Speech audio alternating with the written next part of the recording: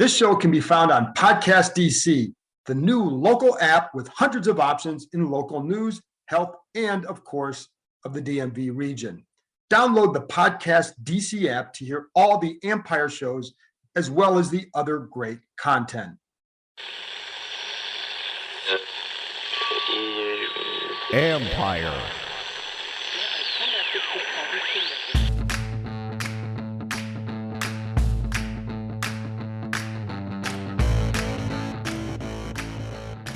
Hello and welcome to my podcast. Today, a quick wrap up of the first day of minicamp. Just me and you folks as I try to give you a sense of what happened during practice and who looks good or not so good. I will have another one of these up for Wednesday and Thursday, though the latter will have another interview on there as well. It's something I might be doing during training camp. That's the parts that are open to the media where we get a good feel for what happened. Just some quick updates so you can feel like you are at camp. We'll see how that goes. If you haven't listened to my interview with Joel Corey, the cap expert, go back and give it a shot. He was good on what kind of money can be expected in deals for John Allen, Logan Thomas, Tim Settle, and Brandon Sheriff. The audio was a little scratchy on his end. Thanks, Zoom. So I apologize for that, but the information is solid. Okay, let's get to it. Guest Chase Young showed up today. It's the mandatory portion of the offseason, and there was never any question about whether he would be here or not. I'm not making it a big deal, just discussing it because, to be honest, it's June 8th and what else is new and what's going on. Young told us that this offseason he had some video shoots. I think there were two of them, including then he did the Family Feud episode. My understanding is that those happened before OTAs, not 100% positive on that. I do think his absence was more about feeling comfortable in what he was doing, working out elsewhere, and he stayed in contact with his coaches, including the strength and conditioning coaches. When he was at those video shoots, he'd work out before for a couple hours and then after them for a couple hours. Anyway, Young remains a team leader, and he did work out with some of his teammates during the offseason. He was at the facility during phase 1 and 2 of the OTA sessions. He did do things with teammates outside of here. So it's not as if he ghosted the franchise and is just showing up for the first time talking to guys. That wasn't really the case, just the first time in a couple weeks.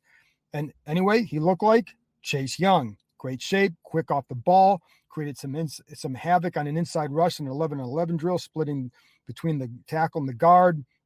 Saw him interacting with teammates the same way he did last year when on the sidelines. The one thing with Young, he's becoming a national guy and his star will rise. With that comes those outside opportunities, and the trick for him will always be to continuing to balance that aspect of his life with his football life. With quarterbacks, so much more goes into it, so it's a little bit trickier to navigate. For defensive end, a lot of it is taking care of his body and keeping up to speed on what they're installing. Young is doing that. Again, it's not something to worry about. If he doesn't play this well this season, okay, I think he'll play well. And one thing we talk about the leadership, and he said that even with Jamin Davis one time, he kind of got, I don't say he got on him, but they were going off the field, and he kind of implored him to run off the field, to sprint off the field after drill, because he said, you never know. You want to practice that way. And his point too was, I can't be walking off the field if I'm going to ask other people to run off the field. So he runs off the field as well. But it's more getting in the habit and the mindset, because in a game, what if you have to sprint off the field for a substitution or something like that? Get in the habit. And that's what he does. One thing Young also said is he worked a lot on his feet, worked out in toe shoes, ran in toe shoes, seemed to want to strengthen his feet to prevent the ankle issues he said he's had during his playing days. Again, not someone I worry about. And the other thing, I asked him about his rookie year, and I talked about this last fall, but he talked about it again, how he had hurt his hip before the season opener, and it kind of lingered for almost half the season. I think it was, I can't remember which game it was, maybe the Cincinnati game, where he finally started to feel better and he finished strong. So something he can build on.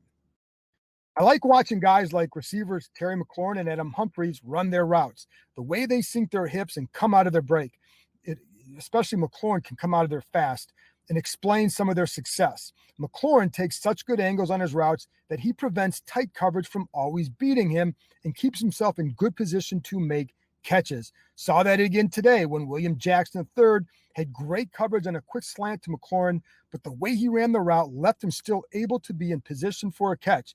Now, the ball was incomplete, but Jackson was holding on the play, preventing the grab. A penalty would have definitely been called. You can also tell that McLaurin and Ryan Fitzpatrick have a good rapport.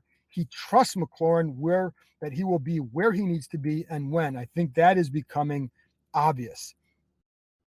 I'll be curious to see how Antonio Gibson looks when the games come, especially even the preseason games. But he certainly looks more confident and just more sure of himself with what he's doing out there. You could see that as the season went on last year, mainly in how patient he was and how he set guys up.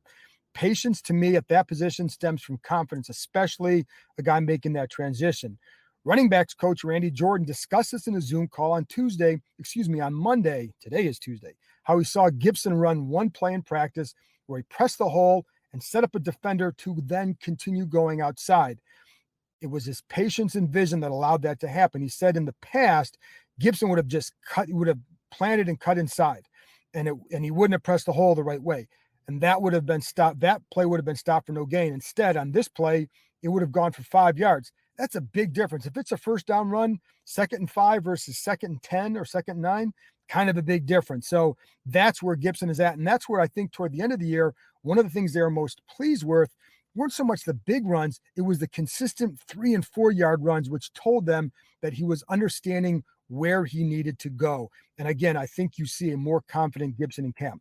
Also saw him run a slant route from when he was out aligned wide. That's the kind of route I thought he would get to eventually.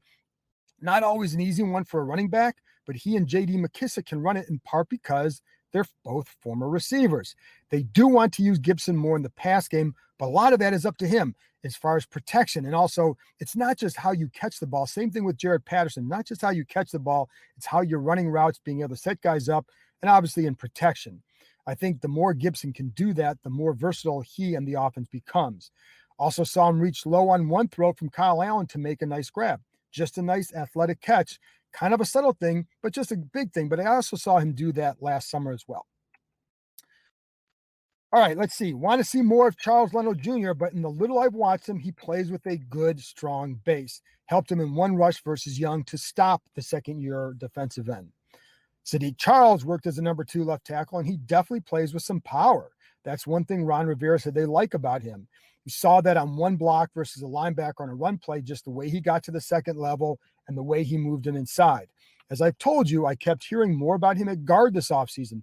It's why I was pretty firm on that, and I still think that's where he'll be, but they've been working him a lot at tackle. That's also a position that we always knew he could play, but that they liked him more at guard. Well, they're working him a lot at tackle to see, and I think that's very, very smart.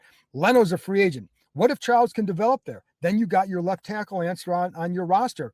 And if he doesn't develop there, then you got a guy who you think can be really good inside, and then you either re-sign Leno or you find maybe you draft a left tackle or get him some other way, or maybe you move Cosme over there. But what they have are options on that line. I think that's something they just haven't had this much of in a long time. Anyway, this is the time you want to get that look and see. And, when you look at their line, you have Wes Schweitzer's working at left guard, Eric Flowers, the number 2 left guard. So that's why they want to try Charles out there just to see what he can do. The depth to me right now looks outstanding. I think it'll be fun to see how Taylor Heineke, how he plays in the preseason. He certainly hasn't looked like someone whose bubble is about to burst or has burst. He can improvise too, which is good. So too can Ryan Fitzpatrick. And we saw today when he moved up to his right on one play and threw a kind of launched from a sidearm angle, a 10-yard completion. I forget the receiver, but the point is what Fitzpatrick was able to do on the play. I think it was to John Bates. Fitzpatrick's humor has been a big topic with guys, especially this week, and it's one reason why guys love him. Logan Thomas told me he has a lot of dad jokes, and that's a podcast I'm going to play with Thomas in a week or two, so I think you'll enjoy that. Anyway, there was one run today where Fitzpatrick scrambled down the right side, and instead of just running out of bounds like any other quarterback would, he kind of jokingly put 2 arms around the ball and pretended to ram into Matt Ioannidis and just kind of drive him forward. Nothing big, but just kind of a funny thing, and it keeps guys loose. It's his leadership style, and it's why guys gravitate toward him. But I will say, when Young was asked about Fitzpatrick and just what he thinks of him, he obviously said some very good things about him, but he made sure to mention his guy, Heineke.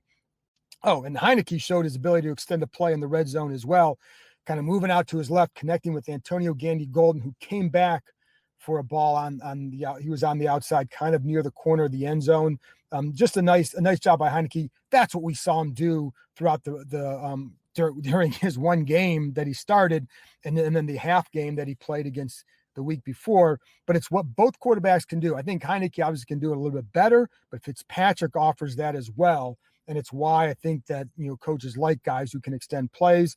They have guys who can do that. And Kyle Allen can do that as well. But those are the two right now that you see a little bit more from at this point.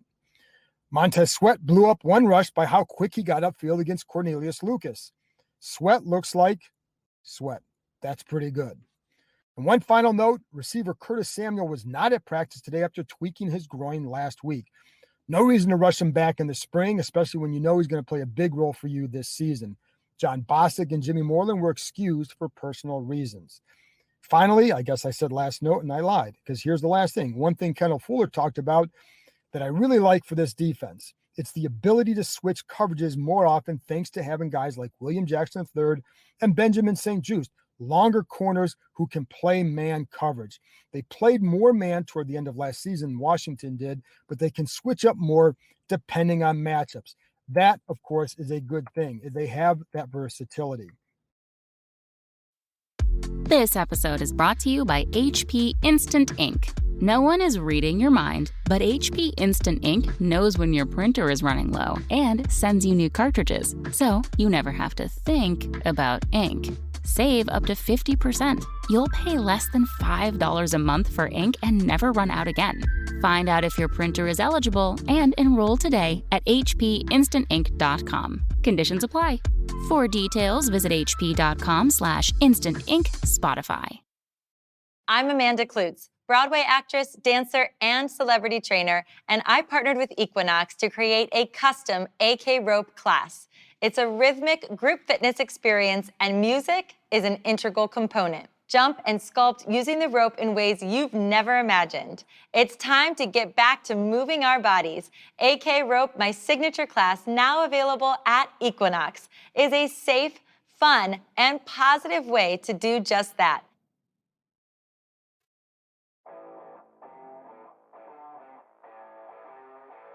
Hey everyone, I want to tell you about a fun new offer from Monkey Knife Fight that can enhance any sports experience, whether you're at a game, on your couch, or in a bar. It's a daily fantasy sports league that is easy to play. You can sign up on monkeyknifefight.com using promo code JKR and play games such as More or Less. Will an NBA player score more or less than a listed point total? You can do the same in baseball. Will a pitcher have more or less strikeouts than a given amount, etc.? It's fun, and every Friday it's Home Run Derby, bet on 3 guys who will hit home runs that night. All 3 hit one, you share in the prize pool. Every week you can participate in their Eagle Eye Jackpot based on the PGA Tour. Choose from any sport, from NASCAR to UFC and League of Legends. And of course, once football rolls back around, there will be even more fun prop bets. This is daily sports betting designed for the average fan to use their knowledge and have some fun. Sign up now at monkeyknifefight.com and use promo code JKR. That's promo code JKR. Anyway, that's it for today. Thanks for tuning in. I'll be back on Wednesday with another quick post-practice update. Talk to you next time.